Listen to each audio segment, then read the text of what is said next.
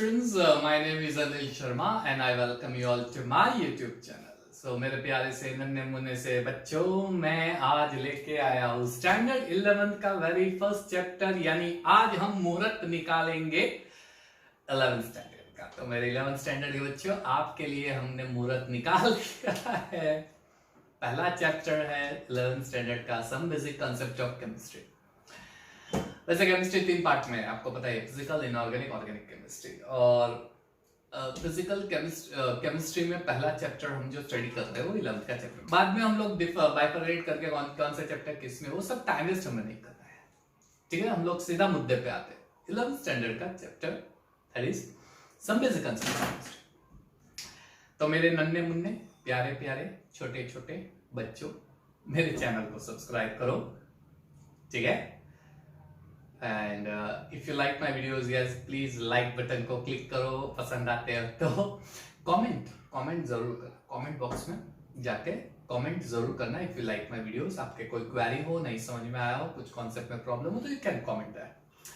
And bell button, yes bell button जरूर click करना। उसका रीजन है, आपको जैसे मेरा नया वीडियो आएगा आपको नोटिफिकेशन मिल जाएगा, है ना बच्चों। चलिए समझिए कॉन्सेप्ट।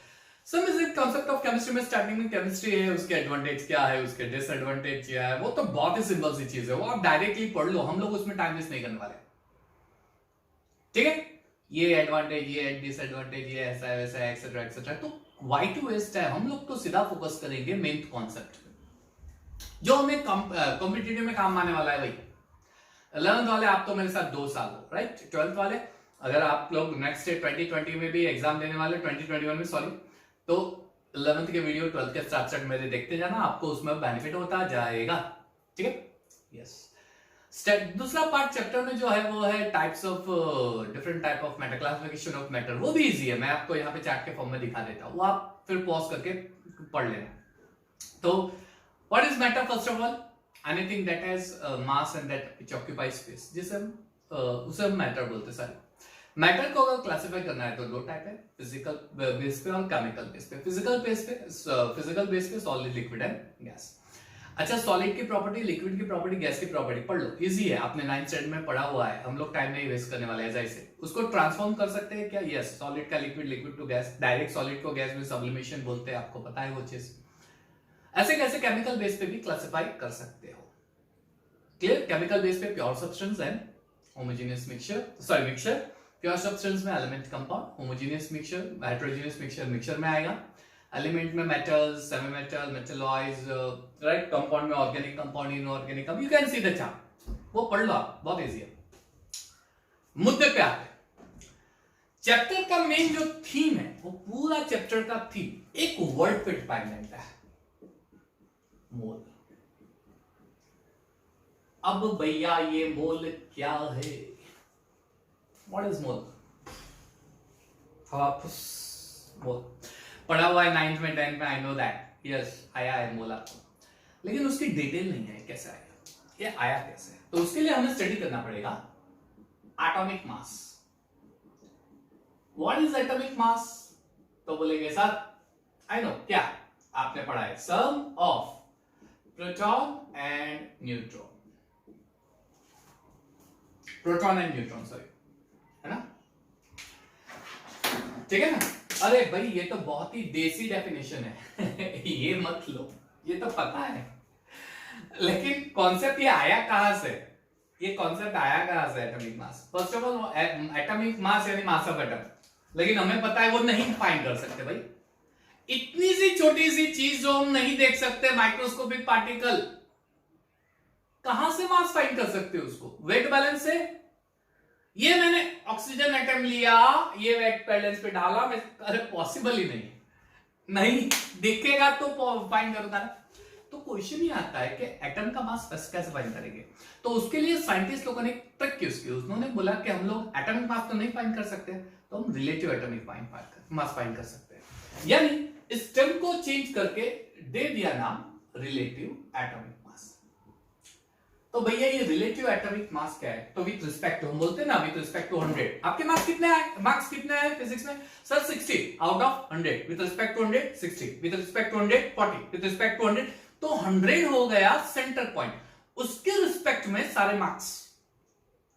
सर 60 आए, सर मेरे 100 में से 40 आए, सर मेरे 100 में से 95 आए। तो हम लोग क्या कर रहे हैं, ये जो मार्क्स है ना विथ रिस्पेक्ट टू बोल रहे हैं 100 विथ रिस्पेक्ट टू, तो वो रिलेटिव हो गया, वो रिलेटिव विथ रिस्पेक्ट टू 100। ऐसे कैसे, किसी भी एलिमेंट का मास फाइंड करना हो तो मुझे एक रिलेटिव मास डिसाइड करना पड़ेगा, किसी एक एटम का रिलेटिव मास डिसाइड करना पड़ेगा। किसका डिसाइड करें, किसका डिसाइड करें? तो साइंटिस्ट लोगों ने पहले सिलेक्ट किया हाइड्रोजन। क्यों? बहुत ही सिंपल है, हाइड्रोजन में सिर्फ एक प्रोटॉन है, हम लोग सिर्फ ऐसा बिलीव कर रहे हैं। साइंटिस्ट लोगों नहीं, मैं आपको बहुत ही इजी ट्रिकी वे से समझा रहा हूं समझने के लिए। इन लोगों ने ऐसे किया, उन लोगों ने ऐसे किया, हम लोग वो नहीं देख रहे, ट्रिकी वे में समझ रहे हैं। ठीक है, हाइड्रोजन में एक प्रोटॉन है और एक इलेक्ट्रॉन, लेकिन ये तो मासलेस जैसा ही है, नेग्लिजिबल मास है, सेमलेस मासलेस है ना, लेकिन एक प्रोटॉन, यानी पूरे एटम का मास जो है वो प्रोटॉन की वजह से, यानी प्रोटॉन का जो मास होगा वो हाइड्रोजन का मास। कितना मास है प्रोटॉन का? I guess it is around 1.64 into 10⁻24 gram, that is mass of hydrogen. अब उन्होंने ये सोचा कि यार ये लूंगा ना तो मुझे तो बहुत ही बड़ी दिक्कत हो जाएगी, मुझे तो, मेरा तो दिमाग काम नहीं करेगा, ये लूंगा तो। क्यों दिमाग काम नहीं करेगा? अरे ये वैल्यू के लेके दूसरे एटम की मास, दूसरा एटम का मास कैसे फाइंड करूं? क्यों? मुझे किसी भी एटम का मास फाइंड करना है हाइड्रोजन से रिस्पेक्ट में, तो कैसे फाइंड करूंगा? Atomic mass of any element, atomic mass of any element is equal to the number of times mass of hydrogen atom. Simple है ऐसा। लेकिन प्रॉब्लम ये है कि इतनी बड़ी वैल्यू का मैं क्या करूंगा?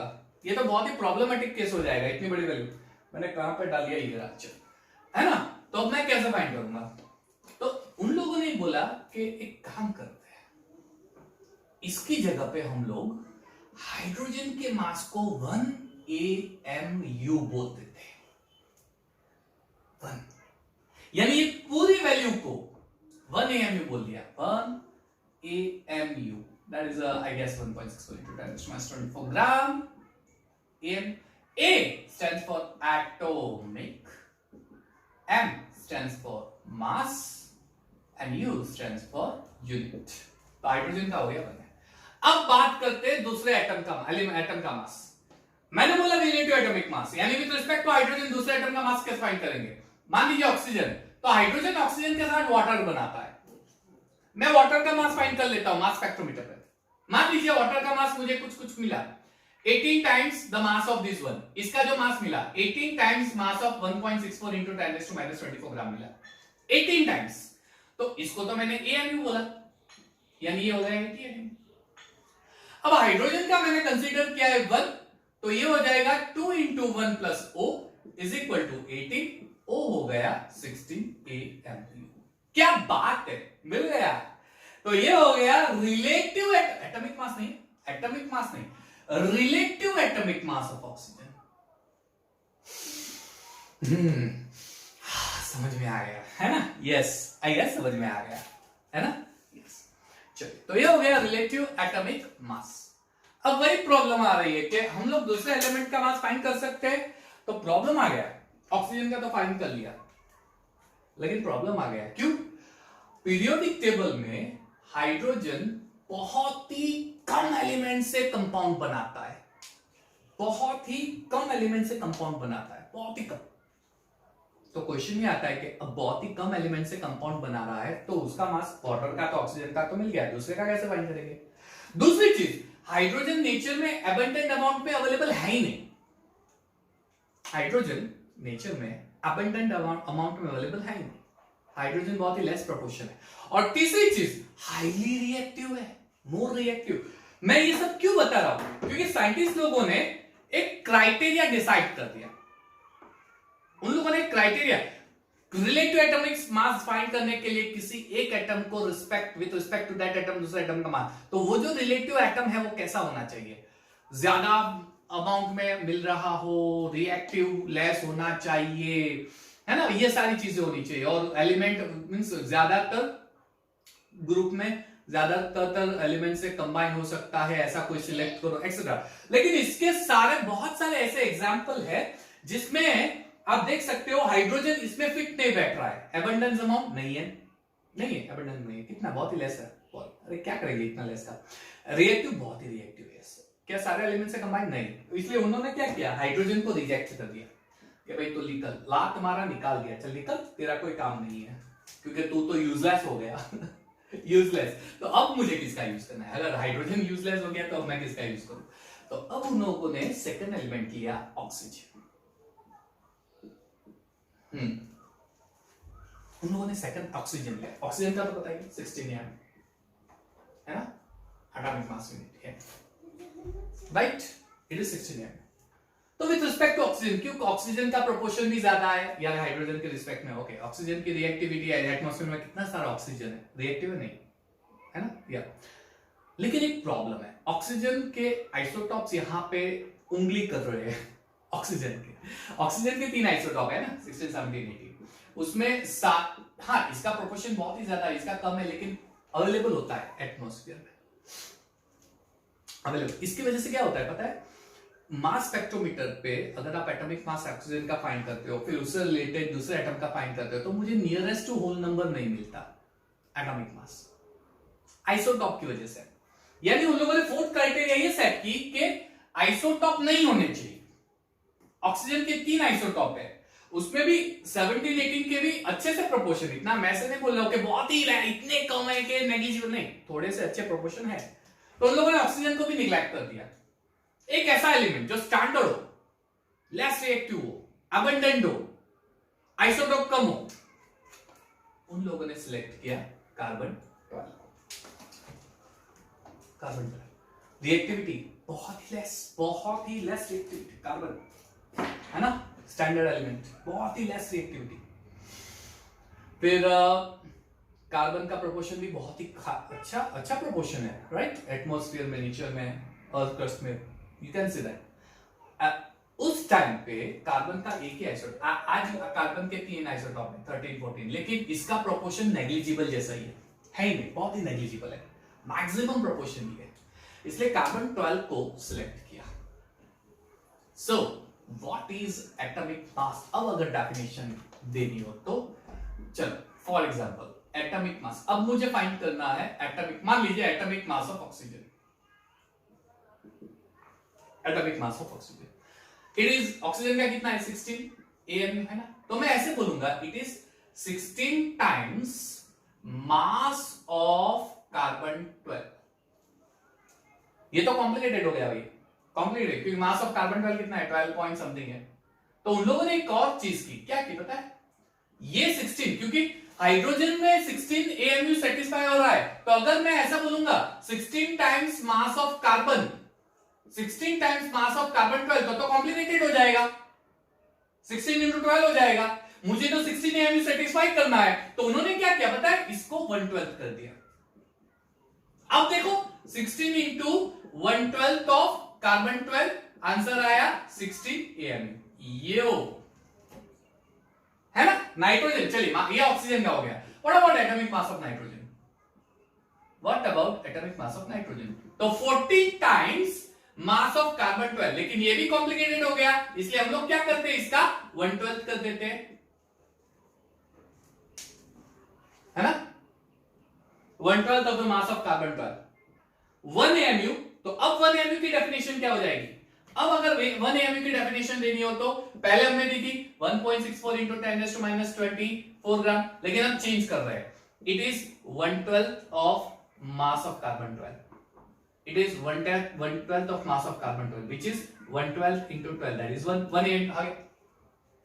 चलिए, तो जैसे नाइट्रोजन का और कार्बन सॉरी ऑक्सीजन का फाइंड किया, वैसे आप दूसरा एलिमेंट का भी बोल सकते हो। जैसे what is atomic mass of nitrogen? It is, you can से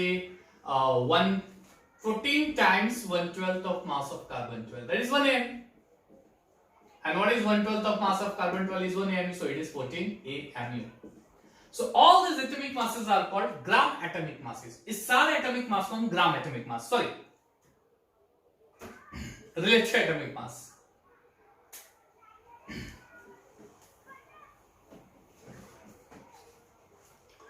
चलिए, तो आप ऐसे सारे दूसरे एटम का भी मास डिसाइड कर सकते हो। जैसे एटॉमिक मास ऑफ नाइट्रोजन ले लो। What is atomic mass of nitrogen?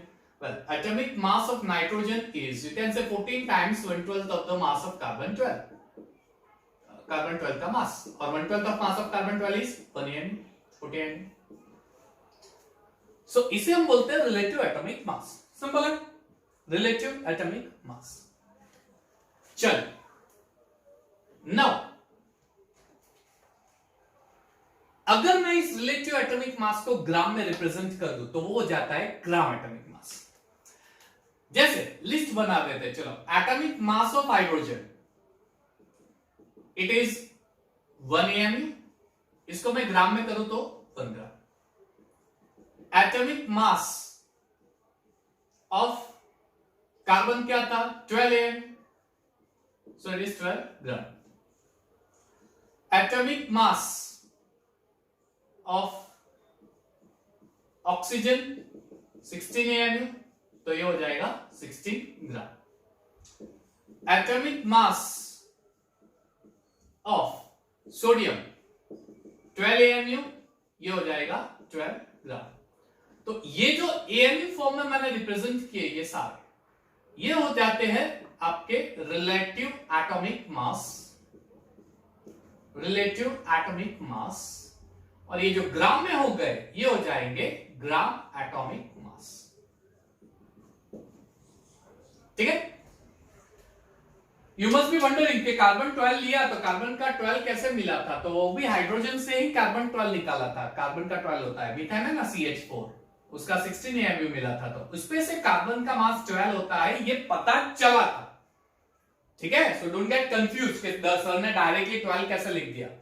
Oxygen का जैसे 16 फाइंड किया था H2O का यूज करके, वैसे ही CH4 का यूज करके हाइड्रोजन का 1 लेते हैं तो कार्बन का 12 आया था, इसलिए वो कार्बन 12। तो ये हो जाता है ग्राम एटॉमिक मास।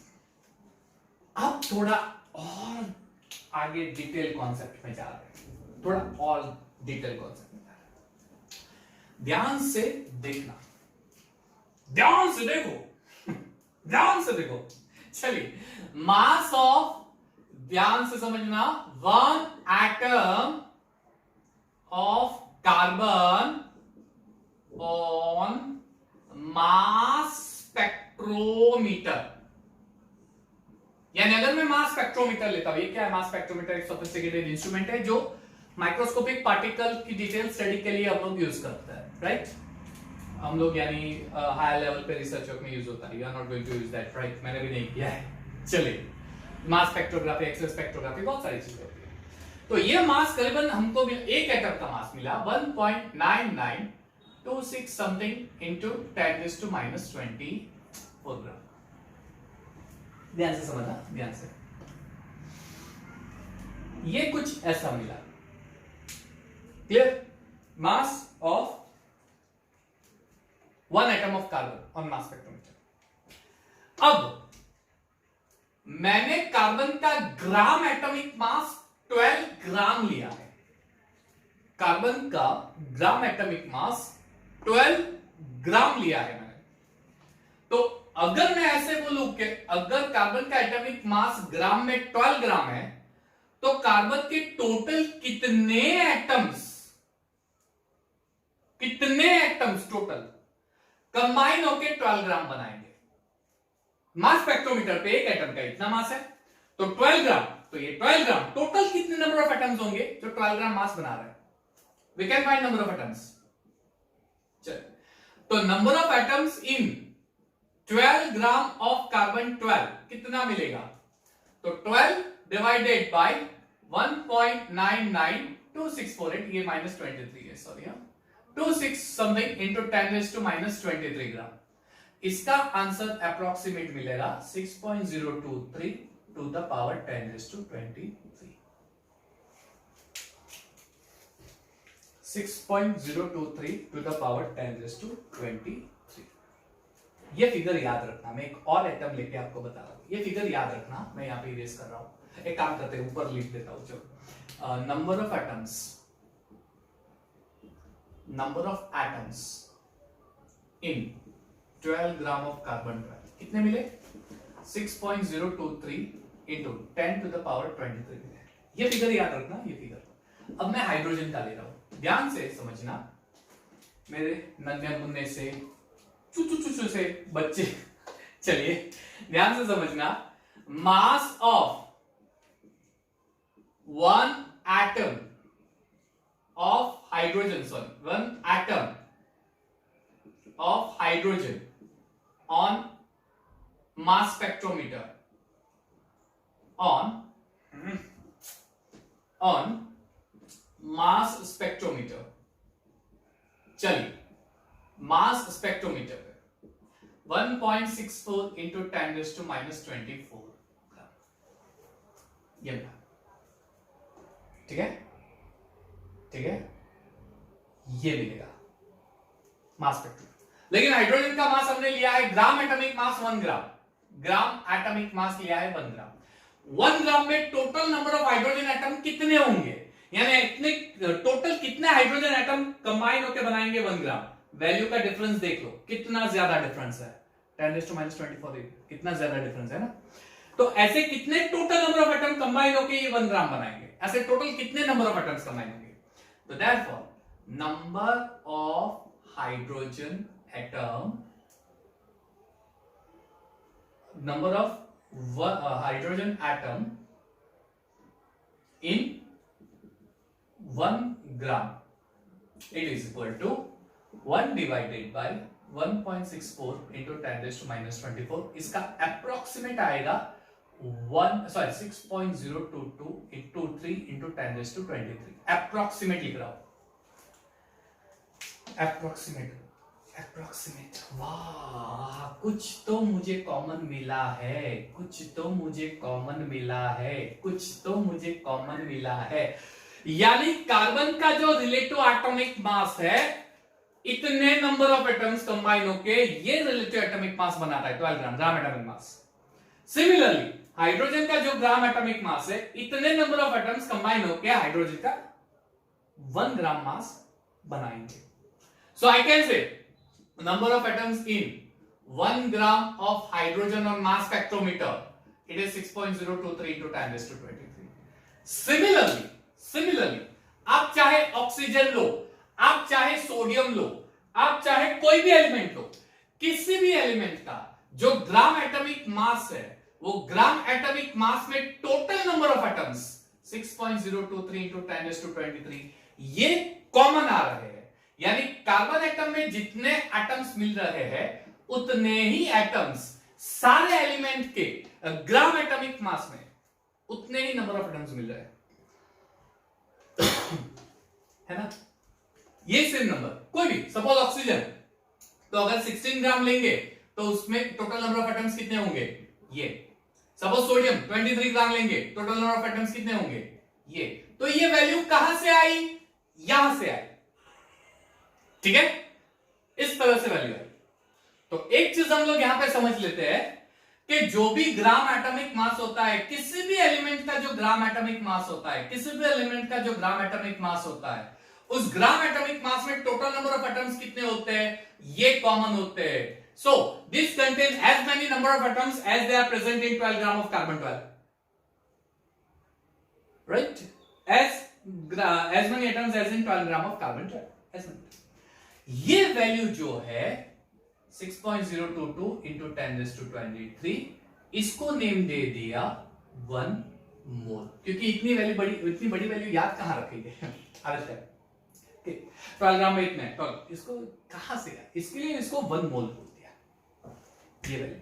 और इस वैल्यू को एवोगैड्रो नंबर भी बोलते हैं, एवोगैड्रो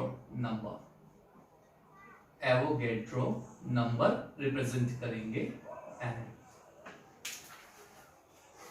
क्लियर, 1 मोल। तो ये है 1 मोल, ये वैल्यू 1 मोल, ये वैल्यू 1 मोल। जैसे 1 AMU था करीबन 1.64 into 10⁻⁻24, फिर हमने उसको चेंज किया 1/12 ऑफ मास ऑफ कार्बन 12, ये यही होता है।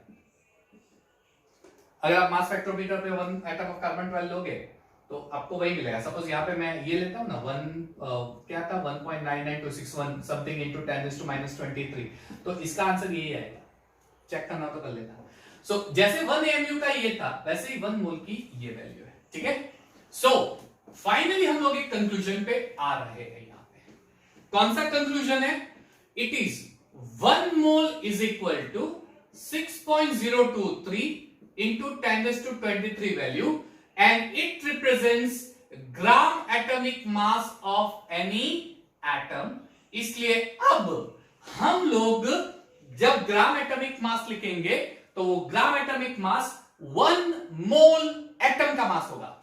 सो इफ आई से 1 मोल एटम ऑफ कार्बन का मास 12 ग्राम होगा, 1 मोल एटम ऑफ ऑक्सीजन का मास होगा 16 gram. Clear? Similarly 1 mole atom of sodium का मास होगा 23 ग्राम। और ये 1 मोल क्या है बच्चों? मेरे प्यारे बच्चों, बोलो बोलो बच्चों, 6.023 into 10⁻23 atoms। 1 mole. Avogadro number, Avogadro number, Avogadro number in honor to Avogadro। हो गया कॉन्सेप्ट? ग्राम एटॉमिक मास 1 मोल 1 AMU। ये सारी चीजें याद रखना क्योंकि हम लोग नेक्स्ट वीडियो लेक्चर में इसके न्यूमेरिकल करेंगे, इसके न्यूमेरिकल करने वाले हैं, ठीक है। चलिए fine. Now next concept is molecular mass.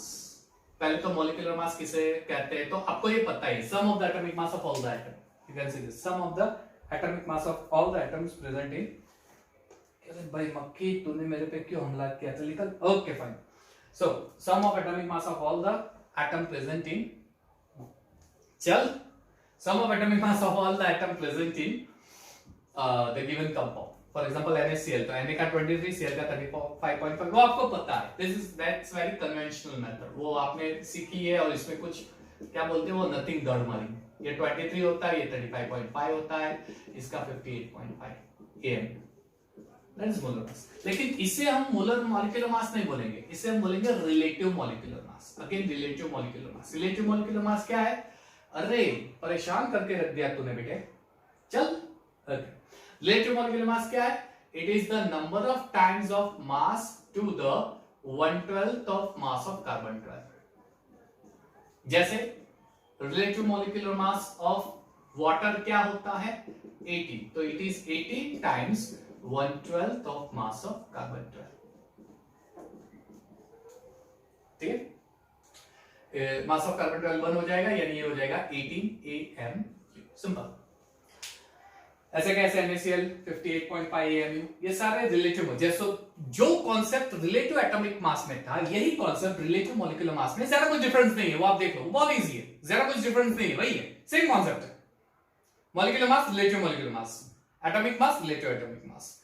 अच्छा, इसी मॉलिक्यूलर मास को जब मैं ग्राम में रिप्रेजेंट करूंगा तो ये क्या हो जाएगा? Gram molecular mass. ठीक है, इसी मॉलिक्यूलर मास को जब मैं ग्राम में represent, for example molecular mass of water क्या होता है? 18 ग्राम, 18 ग्राम ऑफ वाटर, तो ये हो जाएगा ग्राम मॉलिक्यूलर मास। और एक और चीज मैं आपको यहां पे कैलकुलेट करके नहीं दिखा रहा हूं, डायरेक्टली एक्सेप्ट कर लेते हैं, वो आप पढ़ोगे तो आपको समझ में आ जाएगा।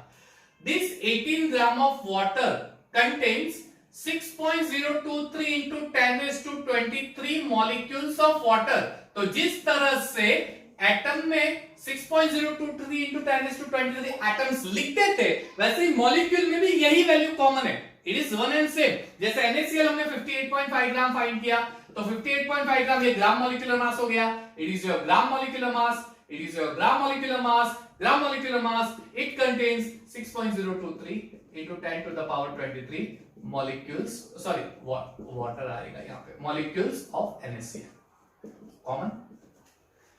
और अभी मैंने बताया 6.023 into 10⁻23 क्या होता है? 1 मोल। ये 1 मोल होता है, इसलिए हम लोग ऐसे बोलेंगे 1 मोल molecule of water weighs 18 gram। Similarly, 1 mole molecule of NaCl weighs 58.5 gram। और 1 मोल मॉलिक्यूल यानी कितने मॉलिक्यूल्स हो गए? 6.023 into 10⁻23। ठीक है, समझ में आया? तो atomic mass mass of an atom, जो डिफिकल्ट है फाइंड करना, इसलिए हमने यूज किया एटॉमिक मास यूनिट। फिर हमने क्या हाइड्रोजन को consider, relative atomic mass find किया। हाइड्रोजन का अबंडेंस नहीं है, रिएक्टिविटी लेस है, बहुत ही कम एलिमेंट के साथ कंबाइन होता है, इसलिए हमने उसको डाइवर्ट कर दिया ऑक्सीजन पे। ऑक्सीजन का बेसिक प्रॉब्लम आया आइसोटॉप्स, उसके आइसोटॉप्स के प्रोपोर्शन भी खासे ज्यादा होता है, राइट। तो ऑक्सीजन को हमने निग्लेक्ट कर दिया। फिर हमने लिया कार्बन। कार्बन बहुत ही स्टैंडर्ड एलिमेंट है, आइसोटॉप भी नहीं है, बहुत ही नेग्लिजिबल आइसोटॉप है, एक्सेट्रा एक्सेट्रा। फिर हमने एटॉमिक मास को अगर ग्राम में रिप्रेजेंट करते हैं तो ग्राम एटॉमिक मास, तो जितने ग्राम एटॉमिक मास है उसमें कितना एटम्स होते हैं, 6.023 into 10⁻23 atom. Similarly molecular mass में भी सेम चीज है, क्लियर।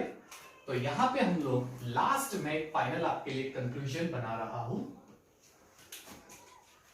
1 मोल, ये कंक्लूजन बना रहा, 1 मोल ये क्या रिप्रेजेंट करता है, 1 मोल represent 6.023 into 10⁻23 atoms, right?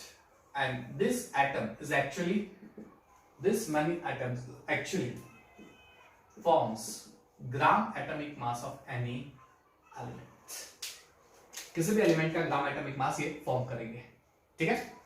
Similarly 1 मोल यानी 6.023 into 10⁻23 मॉलिक्यूल्स, और ये मॉलिक्यूल्स क्या रिप्रेजेंट करते हैं, it represents gram molecular mass of all the molecules, सारे मॉलिक्यूल्स का ग्राम मॉलिक्यूलर मास,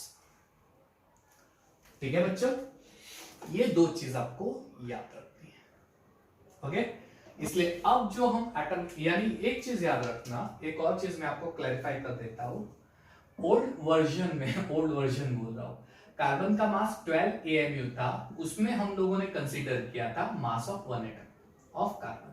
यानी जब मैं 12 AMU लिखूंगा ना, तो इसका मतलब mass of 1 atom of carbon, old version. लेकिन अब मुझे ये पता चला कि अगर ग्राम में रिप्रेजेंट करता हूं तो ये this many atoms of carbon represent करता है। ये न्यूमेरिकल में बहुत ही काम आएगा। सिमिलरली मैं बोलता हूं कि वाटर, अगर मैं 18 AMU लिखता हूं तो इसका मतलब it is the mass of 1 molecule of water. लेकिन अगर मैं 18 ग्राम लिख रहा हूं तो it is the mass of 6.023 into 10⁻23 molecule of water. ये आपको न्यूमेरिकल में बहुत ही काम आएगा, ठीक है बच्चों। तो बोर नहीं करेंगे, यहाँ पे हम लोग वाइंड अप कर रहे हैं। नेक्स्ट लेक्चर में हम लोग करने वाले हैं फॉर्मूला मास, उसका कॉन्सेप्ट, और न्यूमेरिकल, मोल कॉन्सेप्ट के बेस पे न्यूमेरिकल, ठीक है। आई होप आपको मेरा ये वीडियो लेक्चर पसंद आया होगा। अगर किसी भी चीज में प्रॉब्लम है तो कमेंट बॉक्स में लिख दीजिएगा, नेक्स्ट वीडियो लेक्चर में मैं आपके ये प्रॉब्लम सॉल्व कर दूंगा, ठीक है। तो keep watching my video and ये सब्सक्राइब जरूर कीजिएगा। 11th स्टैंडर्ड वाले ये आपके लिए वीडियो है, ठीक है। 12th वाले भी आप देख सकते हो, ये आपका कॉन्सेप्ट क्लियर कर देगा। So keep like end of course give comment and share as much as possible this video so that every students will get benefit of my video lecture, ठीक है। So मेरे प्यारे बच्चों, have a nice time, take care of yourself, thank you।